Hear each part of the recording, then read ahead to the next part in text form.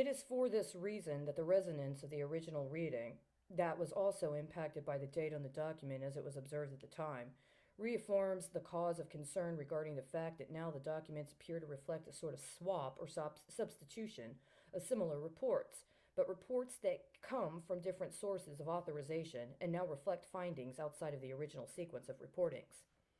Currently, the report that is alleged to have been commissioned by Senator John Glenn reflects different information associated with the response from the Comptroller of Currency via the cover page dated for July 11, 1980, and instead appears under an acknowledgement of a report requested by Representative Patricia Schroeder. This gives a different authority to the report, but does also appear to exhibit a more current example of tactics employed via another department that is operating under a similar praxis, as what was alleged as the operational policy of the U.S. Department of Energy in 1980, and was evidenced not only in the U.S. Department of Energy's response at the time, but in the manners in which other areas of research concerning matters associated with domestic uranium enrichment processes, as well as their connection with other hazardous materials, has been allowed to accrue. The swap out would appear to give a prioritization of motivations that what had occurred was specifically to target a woman who was in elected office at the time of the request, rather than mischaracterizing feminized projections of uranium enrichment processes that were coded to be sabotaged into lacking confidence in their own judgment, including when it came to analyzing compliance standards in regards to workplace safety, which was ostensibly a requirement concerning the eligibility of the particular worker to be employed. This is additionally concerning regarding the discovery a short time after the original report, but before finding the August 4, 1981 report, of a U.S. Department of Energy Office of Human Capital Management manual concerning Employee Performance Management and Recognition Program that is dated for October 15, 2010. I'm just going to acknowledge that on October 15th, 2019, I received a response from a judge in the Northern District of Texas U.S. District Court that was supporting another argument or an opinion by a magistrate judge who had issued an opinion before I agreed to consent to proceed before a magistrate judge.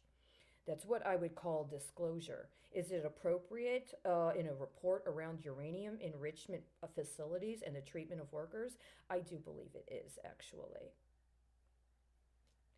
The date of this report is concerning enough and will be described later, but in the context of this timeline, consideration of the fact that the safety compliance issues are subordinated to other factors, which reinforces my original hypothesis that the culture element being discussed by the representatives of the U.S. Department of Energy in 1980 were due more to the financial considerations of the U.S. Department of Energy's policy regarding use of derivatives in connection specifically with schemes to leverage risk in the gas and oil sector more than workers or environmental safety matters connected to the uranium enrichment sector specifically.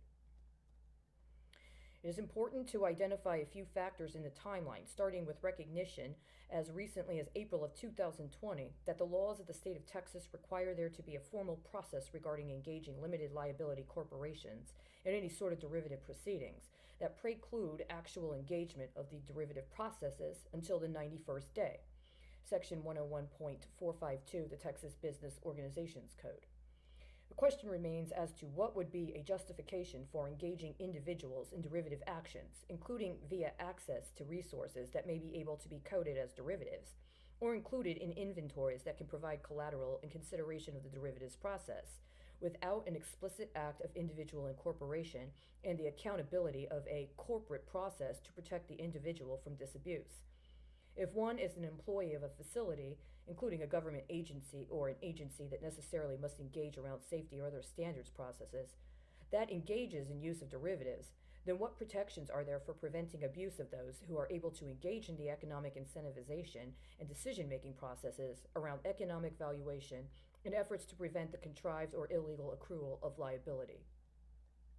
Specifically, concerning is an anonymization of individuals and acknowledgement of their capacity to make informed judgments about necessary requirements of and in connection with their jobs, but also in consideration of the agency or entity overall meeting its requirements about exercising their responsibility in consideration of safety matters, including ones that may impact the public health or the environment. What has been revealed instead is that alternative arrangements that prioritize a certain kind of economic incentivization that ascribe risk to important safety matters and then permit it to be leveraged in connection with other considerations that intentionally subordinate workplace safety have allowed for the accrual of unsustainable and unacceptable risk.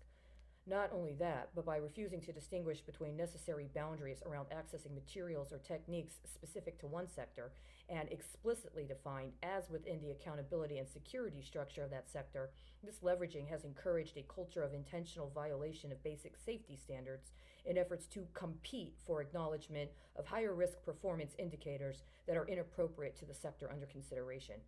The accrual has effectively rewarded criminal behavior under the guise of job performance and attempted to leverage refusal to establish accountability structures at the appropriate level of responsibility for access to other material or economic incentives, including in the form of kickbacks that have been provided after necessary elements of the sector under the explicit purview of the U.S. Department of Energy have been sabotaged.